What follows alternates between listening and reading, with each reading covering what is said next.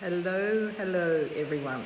So it's Bernadette and I have had a crazy morning. So I went to site this morning to meet the painters who are coming in to do some touch-ups, and also we had a complaint from another apartment below us to say that our demolition had cracked their wall. Now, nobody can actually see the crack, but I've just decided to not argue with him, just bring the painters in and paint it, and there we'll go. So the painters think I'm crazy, but I just want a quiet life, basically.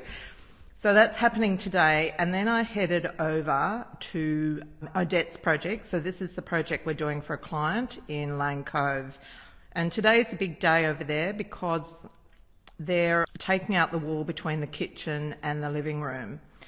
And when something major happens, you really need to be on site and on the ball to make decisions. And one of the decisions that needed to be made today was the fact that the beam that's going in is 150 wide, but then it needs to be clad in fire check, which is a fire-resistant gyprock, in order to fireproof the beam. Because if you don't, then there's a weakness in the building, and it's something that not a lot of people know about, and so there's lots of people going around whacking beams in apartment buildings, and they are not fire rated. So anyhow, so that adds 32 mil to each side of the beam, and so then we're having to decide.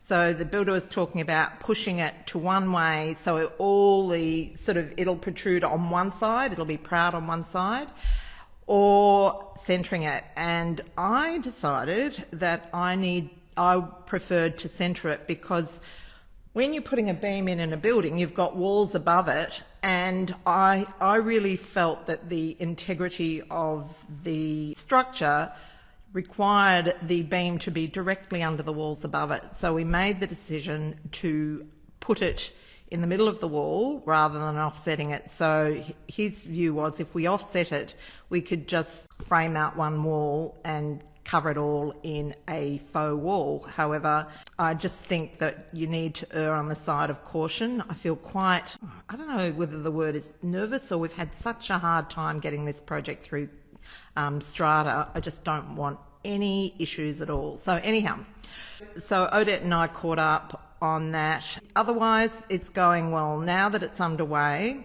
the thing that will hold us up is the kitchen. So it'll take as long from now as the kitchen takes to make. So generally the cabinet maker he can do 2 weeks at a pinch, not 2 days, that would be good. But I think it'll probably be 3 weeks. But we want to get that property back on the rental market so our landlord is not losing too much money. But it is all going well. And Chalmers Street will be on the market next Wednesday. So we've got the photographer coming in on Wednesday. It's been challenging, I have to say, because I don't know why it's been challenging towards the end. I think it's because I'm tired, but things have not fallen into place as well as I would like them to, but I think we're almost there. Stone comes in tomorrow. It was due to come in today, and it needed to get pushed out for a day, but it comes in tomorrow, and then once that's in, we can start, finishing off. So the other things that I'm looking at now are next year, basically doing the planning for next year. I really like to have my planning up and running before the end of the year, so I know exactly what I'm going to be doing for the next year. I just think that if you wait until January, by the time, kids go back to school, not that I have children going to school, but everything seems to stop until the end of January, then the years sort of started to tick on before you've actually got any inroads into your goals.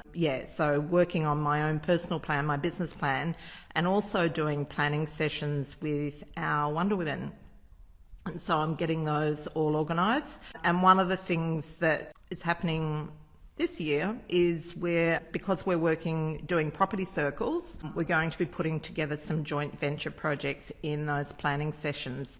But there's one sort of big joint venture that I am working on, and this will definitely be an opportunity for School of Renovating students and graduates. And then we'll see how we go. We may even go further, but we're putting together a large project of probably around 20 people. And so I like to run sort of like a class project, a teaching project, every year.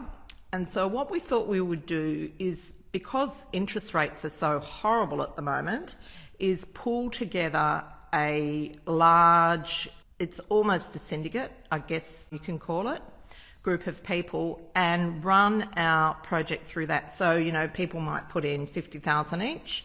So instead of getting miserable 1% from the bank, then they will be getting profits from the reno. So that's something that I am working on right now, and I will nut it out a bit more in our Wonder Women planning session. So if you are in our inside community, as in a School of Renovating student or ex-student, keep an eye out for that if you're interested in participating, because I think it could be a bit of fun. And so at this stage, I'm looking at maybe doing one project a year through that. And yeah, we'll just see how it goes. I think that I don't foresee any major issues. I'm really thrilled to have property circles dealing with the legals, because that's the bit I really hate doing. So they will manage that and we'll manage the project, which I think will work quite well. I think that's about all I've got to say today. I've been running around buying curtain tracks and all sorts of things today, so getting this job finished. And I was very pleased to hear about the interest rate drop from our project's point of view, not so pleased from the country's point of view, because it's not a good sign. But yeah, we'll see how it goes. Yeah, that's pretty much all I've got to say today. I've just recorded the 100th episode of She Renovates. So if you are not listening to the podcast, make sure you come over and listen to that one.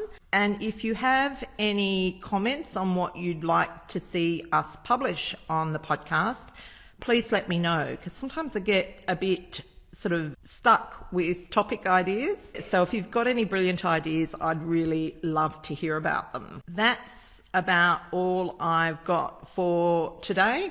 I am going to bid you goodbye and say have a great week, and I'll see you next week. By the time I'm on next week, our project should be on the market, which will be absolutely awesome. I think it's a pretty supreme effort too, so I'm quite pleased with myself. And that's what we have to do. We have to pat ourselves on the back when we've achieved something, so that we build confidence, which is something that we women sometimes struggle with. Okay, well, that's it for today. Take care, and I'll see you next week.